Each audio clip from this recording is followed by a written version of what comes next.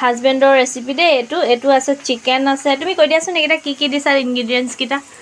এফালে অকণ চিকেন দিছোঁ মা মছলা দিছোঁ নতুনকৈ এটা মনতে ভাবি পিনি এটা বনাই চাওঁ বুলি ভাবিছোঁ বইলাৰ চিকেন লাই পাত আলু অলপ বিলাহী আৰু পিঁয়াজ সৰু সৰুকৈ কাটি দিছোঁ লগতে মা মছলা অকণমান তেল মাৰি পিনি দিছোঁ ইয়াক মই এনেকৈ অভেনত ডাইৰেক্ট গৰম কৰি পিনি ৰেচিপিটো বনাম বুলি ভাবিছোঁ চাওকচোন টেষ্ট কৰিছে মনতে ভাবিছোঁ নিশ্চয় ভাল লাগিব যেন একদম নতুন ৰেচিপি এটা আপোনালোকলৈ লৈ আহিছোঁ আৰু একচুৱেলি এখেতে বনাই আছে এইখিনি গোটেই ইনগ্ৰিডিয়েণ্টছখিনি কি দিলে কেনেকৈ মেৰিনেট কৰিলে সকলোখিনি দেখালে আৰু এতিয়া মাইক্ৰ' অভেনত দিব তো সেইটো প্ৰচেছো আপোনালোকক দেখাই দিওঁ আৰু ফাইনেল কি হয়গৈ দেখাই দিওঁ যদি খাবলৈ বেয়া হয় নহয় তেতিয়া কিন্তু যাব অ'কে আৰু এইফালে মই বনাই আছোঁ ধুনীয়াকৈ চিকেন আলু দি পিনে এনেকৈ ভাজিছোঁ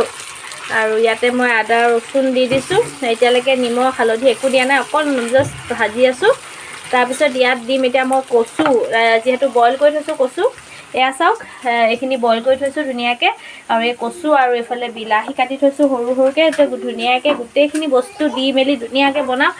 মই ইউটিউব চেনেল আন এটি ভিডিঅ'লৈ আপোনালোকক স্বাগতম জনাইছোঁ আৰু নতুন বছৰ সকলোলৈকে শুভেচ্ছা জ্ঞাপন কৰিছোঁ আৰু অকণমান দেৰি হৈ গ'ল শুভেচ্ছা জনাওঁতে বেয়া নাপাব আচলতে মই বহুত ব্যস্ত হৈ আছিলোঁ ভিডিঅ' দি আছোঁ কিন্তু শুভেচ্ছা জনাব পৰা নাই তাৰ কাৰণে অতিকৈ মোক মাফ কৰিব আৰু মোৰ সকলো ভিউৱাৰ্ছ মোৰ ছাবস্ক্ৰাইবাৰ সকলোলৈকে নতুন বছৰ শুভেচ্ছা পুনৰবাৰ জনাইছোঁ সকলোৱে আনন্দ ফূৰ্তিত থাকক ভালে থাকক সেয়াই কামনা কৰিছোঁ আৰু লগতে আজি পুৰা ধুনীয়াকৈ একদম চিকেনৰ ৰেচিপি বনাই আছোঁ এখেত আৰু মই মানে বেক টু বেক বহুতকেইটা মানে প্ৰগ্ৰেম হৈ গ'লগৈ সেইটো কাৰণে মানে অলপ ব্যস্ত হৈ থাকিলোঁ আকৌ এবাৰ কৈছোঁ মাফ কৰিব সকলোলৈকে শুভেচ্ছা জনাইছোঁ আৰু আজি মই বনাই আছোঁ ধুনীয়াকৈ চিকেন আৰু চিকেনৰ তিনিটা আইটেম বনাই আছোঁ হাজবেণ্ডেও বনাই আছে ময়ো বনাই আছোঁ গতিকে কি বনাই আছোঁ কি নাই সকলোখিনি দেখাওঁগৈ ব'লকচোন একদম পাকঘৰলৈ ব'লক পাকঘৰলৈ লৈ যাওঁ আপোনালোকক কি বনাই অলৰেডি বনি আছে ইয়াত দেখিছে অভেনত পূৰা চিকেন লেগ পিচ গৰম হৈ আছে ইয়াত মেৰিনেট কৰি ফল পেপাৰ ওপৰত এনেকৈ ধুনীয়াকৈ দিছোঁ আৰু আজি পূৰা চাৰিওফালে অকল চিকেনেই আৰু যিমান যি নহওক সুদা ভাতটো খাব নোৱাৰোৱেই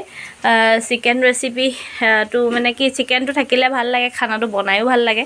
তো একদম ফাইনেল গোটেইখিনি দেখাই থাকিম কি বনিলে সকলোখিনি দেখাই দিম ঠাণ্ডা পৰিছে তো চিকেনটো বনাইয়ে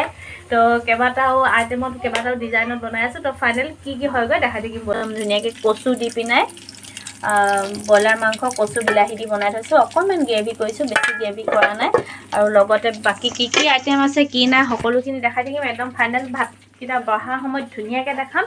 আৰু আপোনালোকে এনেকৈ ট্ৰাই কৰিব আজি বহুত দীঘলীয়া কৰা নাই ব্লগ একেবাৰে সৰু ব্লগ এটা দিছোঁ আপোনালোকলৈ আৰু আপোনালোকে সকলোৱে মোক মৰম দিছে ছাবস্ক্ৰাইব কৰিছে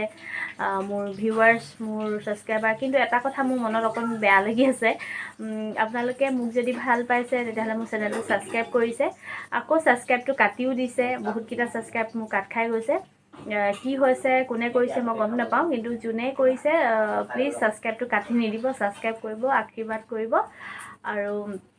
আগবাঢ়ি যাবৰ কাৰণে আপোনালোকৰ মৰম চেনেহে বহুত মানে ভাল লাগে আৰু ধুনীয়া কমেণ্ট কৰিব ভাল লাগে বেয়াকৈ কমেণ্ট কৰিলে অকণ মনটো বেয়া লাগে বাট একো নাই যদি বেয়া পাইছে তেতিয়াহ'লে আৰু উপায়টো নাই ন তো স্কিপ কৰি দিব লাগিলে চাই বেয়া পালে কিন্তু ছাবস্ক্ৰাইব কাটি নিদিব সেইটো বহুত বেছি বেয়া লাগে তো এতিয়া ফাইনেলি আমাৰ চিকেনটো ৰেডি হৈ গৈছে তো ষ্টাৰ্টাৰ গতে একদম মানে ধুনীয়াকৈ খাব ৱাও দেখিছেনে একদম য়ামি চিকেন লেগ পিচ আৰু লগত ধনিয়া পিঁয়াজ কাটি বেতিয়া আৰু এনেকৈ ওপৰত চাট মছলা দিছা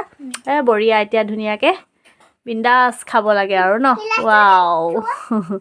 আৰু এইটো আমাৰ টিকেলে আৰু ষ্টাৰ্ট হৈছে আৰু আৰম্ভণি হ'ব স্কুল তো সেয়াও ভিডিঅ' আপোনালোকলৈ আগবঢ়াম কোনখন স্কুলত দিছোঁ কেনেকৈ দিছোঁ কি কৰিছোঁ তাত স্কুলখনত কেনেকুৱা কি আছে সকলোখিনি দেখাম আৰু সি এতিয়া এইবোৰ তাৰ নতুন ফ্লাস্ক টিফিন বক্স এইবিলাক দেখাই আছে কালাৰটো চাওকচোন ইমান ধুনীয়া হৈছে আৰু গৰম ভাতৰ লগত এই গ্ৰেভিটো খাই বহুত টেষ্ট লাগে আপোনালোকে এনেকৈ ট্ৰাই কৰিব ধুনীয়াকৈ খাবলৈ বহুত ভাল হয় আৰু বিশেষকৈ ঠাণ্ডা দিনত একদম গৰমে খাই বহুত বেছি ভাল লাগে তো এইফালে মোক কচু দি দিছোঁ দেখিছে পাত কচু এতিয়া ভাঙি দিম কচুখিনি ধুনীয়াকৈ তো এইখিনি অলমষ্ট ৰেডি হৈ যাব আৰু এতিয়া তো ফাইনেলি মোৰ চিকেন আৰু এইফালে ৰেডি হৈ গ'ল ইয়াৰ ওপৰত মই ধনিয়া দি দিছোঁ মই গ্ৰেভিটো ইমানতে ৰাখি থৈছোঁ বেছিকৈ একদম জুলীয়া কৰি দিয়া নাই যিহেতু ভাতৰ লগত সানি খাবৰ কাৰণে ভাল হৈ যায় তো তো এয়া মোৰ ৰেডি হৈ গ'ল মই ধনিয়া ওপৰত দি দিলোঁ আৰু এতিয়া মই লাহেকৈ অফ কৰি দিম এয়া চাওক কালাৰটো ধুনীয়া হৈ আহিছে আৰু এইফালে কচুৰ লগত চিকেন বিলাহী ৱাও এয়া চাওক একদম ফাইনেল দেখাম আপোনাক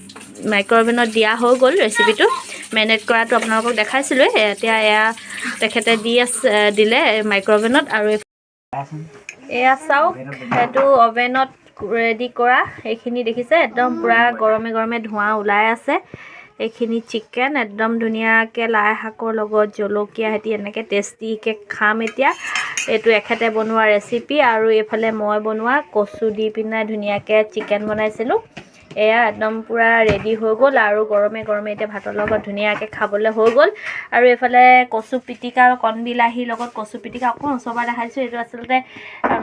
আগতে বনোৱা হয় কিন্তু এতিয়া একদম পূৰা ধুনীয়াকৈ এইকেইটা ৰেচিপি সৈতে ধুনীয়াকৈ আজি ভাতটো খাই লওঁ আৰু আজি ব্লগ ইমানতে সামৰি মাৰিছোঁ আজিলৈ আহিছোঁ বাই বাই